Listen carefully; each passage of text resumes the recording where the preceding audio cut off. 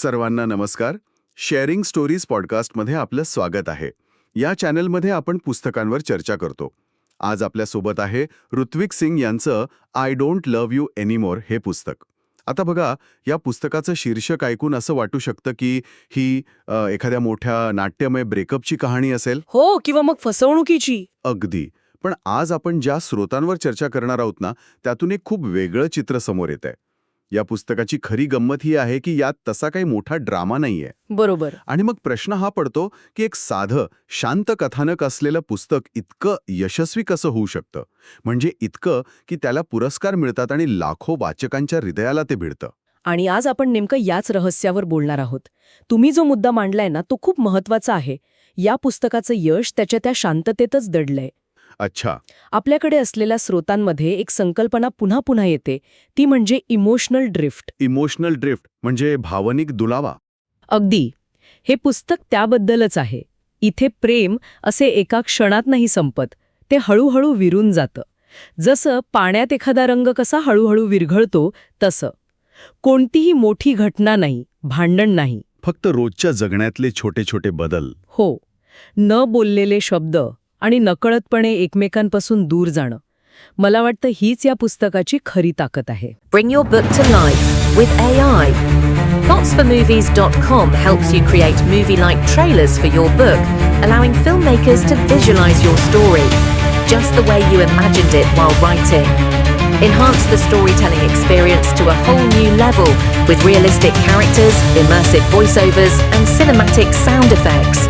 No more boring stock images or generic clips. Captivate your audience, spark curiosity, make readers and filmmakers eager to explore more. Plotsformovies.com, where your story becomes cinema. चला तर मग याच भावनिक दुरावा संकल्पनेला जरा अधिक खोलवर समजून घेऊया. पुस्तकाच्या वर्णनात एक वाक्य आहे जे मला खूप महत्वाचं वाटलं. कोणतं? हे नातं कोणत्याही एका मोठ्या घटनेमुळे नाही, तर रोजच्या छोट्या छोट्या दुर्लक्षामुळे आणि न बोलल्या गेलेल्या जखमामुळे तुटतं. हे वाचायला खूप सोपं वाटतं, पण अनुभवायला तितकंच कठीण. हे अगदी तसंच आहे. जसं एखाद्या भिंतीला रोज एक छोटासा तडा जातो आणि आपल्याला तो दिसतही नाही, आणि मग एके दिवशी ती भिंत अचानक कोसळते. बरोबर. मग दोष कोणाला द्यायचा? त्या शेवटच्या तड्याला की त्या आधीच्या हजारो न दिसलेल्या तड्यांना? अगदी. आणि म्हणूनच हे पुस्तक आजच्या काळात अनेकांना इतकं जवळचं वाटतं. आधुनिक नातेसंबंधांचं हे खूप प्रामाणिक चित्रण आहे, असं मला वाटतं. खरंय.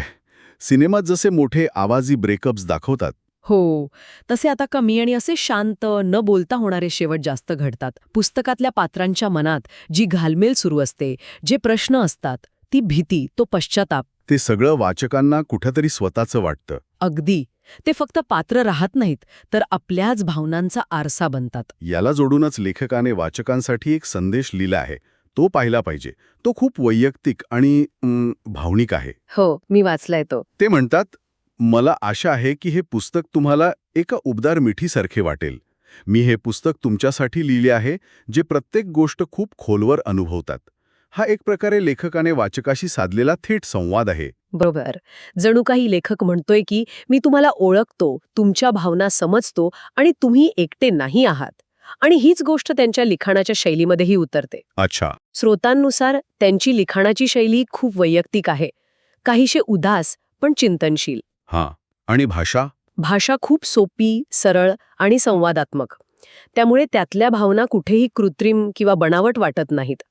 मोठ्या कथानकाच्या कलाटण्यांऐवजी लेखक आपलं लक्ष पूर्णपणे पात्रांच्या आंतरिक जगावर केंद्रित करतो. पण इथे मला एक प्रश्न पडतो. जेव्हा कथानकात फारशा घटना घडत नाहीत आणि सगळा भर फक्त आंतरिक भावनांवर असतो, तेव्हा ते लिखाण काही वाचकांना थोडं कंटाळवाणं किंवा एका जागी थांबल्यासारखं वाटू शकतं, नाही का? ही एक प्रकारची जोखीम नाहीये का लेखकासाठी? नक्कीच आहे. ही एक खूप मोठी जोखीम आहे. आणि जे वाचक वेगवान कथानक किंवा सतत काहीतरी घडण्याची अपेक्षा करतात, त्यांना हे पुस्तक कदाचित नाही आवडणार. मग? पण लेखक इथे एक वेगळा डाव खेळतो. तो वाचकाला बाह्य घटनांमध्ये नाही, तर पात्रांच्या आंतरिक संघर्षात गुंतवून ठेवतो. इथली उत्सुकता पुढे काय होणार ही नसते, तर या क्षणी त्यांना काय वाटत असेल ही असते. अगदी बरोबर. ते हे का बोलू शकत नाहीत ही असते. शब्दांपेक्षा जास्त बोलणारी शांतता आणि संवादामधली पोकळी हेच इथले मुख्य प्लॉट पॉइंट्स आहेत. म्हणजे साधेपणा हेच या पुस्तकाचं सर्वात मोठं शस्त्र आहे. बरोबर. आणि हे शस्त्र किती प्रभावी ठरलंय हे वाचकांच्या प्रतिक्रियांमधून स्पष्ट दिसतं. इथेच आपल्याला आपल्या मूळ प्रश्नाचं उत्तर मिळायला लागतं की हे पुस्तक इतकं यशस्वी का झालं. हो, त्या प्रतिक्रिया खूप काही सांगून जातात. एका वाचकाने लिहिलंय, हे पुस्तक वाचताना भावनांचा एक मोठा कल्लोळ अनुभवला. तर दुसरा एक वाचक, जो स्वतःला नॉन रीडर म्हणवतो, तो लिहितो, मी सहसा पुस्तकं वाचत नव्हतो, पण हे पुस्तक माझ्यासाठी थेरपीसारखं ठरलं आहे. थेरपी हा शब्द खूप महत्वाचा आहे. खूपच. कारण सगळ्या प्रतिक्रियांमधून एक समान धागा दिसतोय. हे पुस्तक फक्त एक दुःखद कथा सांगून थांबत नाहीये. ते वाचकांसाठी एक आधार, एक मलम बनतं. हो, ते त्यांना त्यांच्या भावनांची ओळख करून देतं. आणि हे सांगतं की असं वाटणं स्वाभाविक आहे. एका प्रतिक्रियेत तर असं म्हटले की हे पुस्तक तुम्हाला स्वतःवर थोडे अधिक प्रेम करायला मदत करेल. अरे वा. याचा अर्थ हे पुस्तक फक्त नात्याच्या वेदनेवर गोट ठेवत नाही, तर त्यातून बाहेर पडून स्वतःला पुन्हा कसं शोधायचं याचा मार्गही सुचवतं. मला एका प्रतिक्रियेने तर खरंच विचार करायला भाग पाडलं.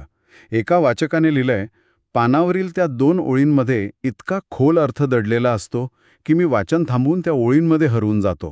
क्या बात है. हे थेट आपल्या आधीच्या मुद्द्याशी जोडलं जातं.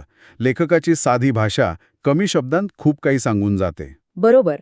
म्हणजे वाचकाला विचार करायला वेळ मिळतो, स्वतःच्या अनुभवांशी तुलना करायला वेळ मिळतो. हे पुस्तक वाचकाकडून घाईची अपेक्षाच करत नाहीये. ते त्याला थांबायला आणि अनुभवायला सांगतं. म्हणजे हे ॲक्टिव्ह रीडिंग नाही, तर रिफ्लेक्टिव्ह रीडिंग आहे, असं म्हणू शकतो का? अगदी. वाचक फक्त कथा ग्रहण करत नाहीये, तर तो स्वतःच्या आयुष्याचं चिंतन करतोय. म्हणूनच ते थेरपीसारखं वाटतं. खरं आहे. थेरपीमध्ये आपण काय करतो? आपल्या भावनांना ओळखायला आणि त्यांना शब्द द्यायला शिकतो. हे पुस्तक बरोबर तेच काम करतं. चला, तर मग आता या यशाला लेखकाच्या पार्श्वभूमीशी जोडून पाहूया. लेखक ऋत्विक सिंग हे दिल्ली विद्यापीठातून इंग्रजी साहित्यात पदवीधर आहेत.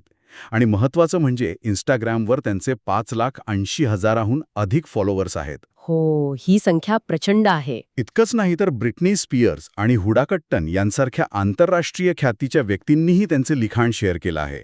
या सोशल मीडिया प्रसिद्धीचा पुस्तकाच्या यशात किती वाटा असेल? खूप मोठा.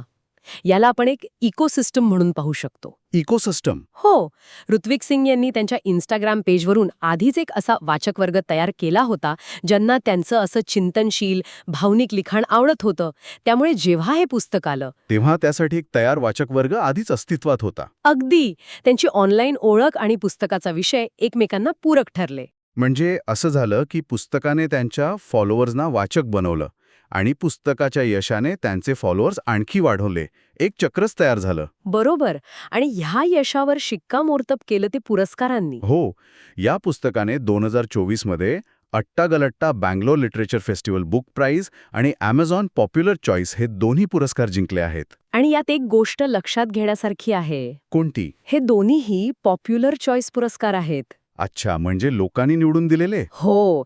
याचा अर्थ असा की हे पुस्तक फक्त समीक्षकांना नाही, तर सामान्य वाचकांना मोठ्या प्रमाणात आवडले आहे. पॉप्युलर चॉईस पुरस्कार हेच दाखवतात की पुस्तकाने लोकांच्या मनात घर केलंय. तर मग या सगळ्या चर्चेला आपण एकत्र बांधूया. आपल्या मूळ प्रश्नाकडे परत येऊया की एक शांत, घटनाहीन पुस्तक इतकं यशस्वी कसं झालं? तर याचं उत्तर असं दिसतंय की I don't love you anymore हे फक्त प्रेम संपण्याबद्दल नाही, तर प्रेम घर वाटणं बंद झाल्यावर काय होतं याचं एक हळवं आणि वेदनादायी चित्रण आहे. बरोबर. हे पुस्तक ब्रेकअपला एका घटनेच्या रूपात नाही पाहत, तर एक प्रक्रिया म्हणून पाहते. एक अशी प्रक्रिया जी व्यक्तीला स्वतःच्या मर्यादांशी आणि भावनांशी सामना करायला लावते. आणि स्वतःला पुन्हा शोधायला शिकवते. हो. आणि जेव्हा नातं टिकवून धरणं शक्य नसतं, तेव्हा पुढे कसं जायचं हे शिकवते. त्याची ताकद त्याच्या प्रामाणिकपणात आहे. या संपूर्ण चर्चेतून एक शेवटचा विचार माझ्या मनात घोळतो आहे. बोला. एखाद्या नात्यात प्रेम संपल्याची घोषणा ही शब्दांनीच व्हायला हवी का? की शब्दांशिवाय 2 माणसांमध्ये निर्माण होणारी ती अस्वस्थ करणारी शांतता हीच त्याची सर्वात मोठी आणि कदाचित सर्वात प्रामाणिक घोषणा असते. आम्ही sharingstories.in वर #PushingIndianAuthors या मोहिमेद्वारे भारतीय लेखकांची पुस्तकं सादर करत आहोत. या कार्याला plotsformovies.com यांचं समर्थन लाभलं आहे. हे एक AI सक्षम बुक ट्रेलर प्लॅटफॉर्म आहे जिथे पुस्तक खरेदी करण्यापूर्वी त्याचा 1 मिनिटाचा ट्रेलर पाहून पुस्तकाबद्दल अधिक चांगल्या प्रकारे जाणून घेता येतं. जर आपल्याला आमची ही सविस्तर चर्चा आवडली असेल तर कृपया आमच्या चॅनेलला सबस्क्राईब करून आम्हाला पाठिंबा द्या. तुमच्या पाठिंब्यामुळे आम्हाला असंच दर्जेदार काम करण्याची प्रेरणा मिळते. आणि हो, आम्ही तुम्हाला हे पुस्तक विकत घेऊन वाचण्याची नक्कीच शिफारस करतो. पुस्तकाची खरेदी लिंक खाली डिस्क्रिप्शनमध्ये दिली आहे. नक्की वाचा. जाता जाता एक प्रश्न. तुमचं भारतीय लेखकाने लिहिलेलं आवडतं पुस्तक कोणतं आहे? आम्हाला खाली कमेंट्समध्ये नक्की सांगा. आम्हाला तुमच्या आवडींबद्दल जाणून घ्यायला आवडेल.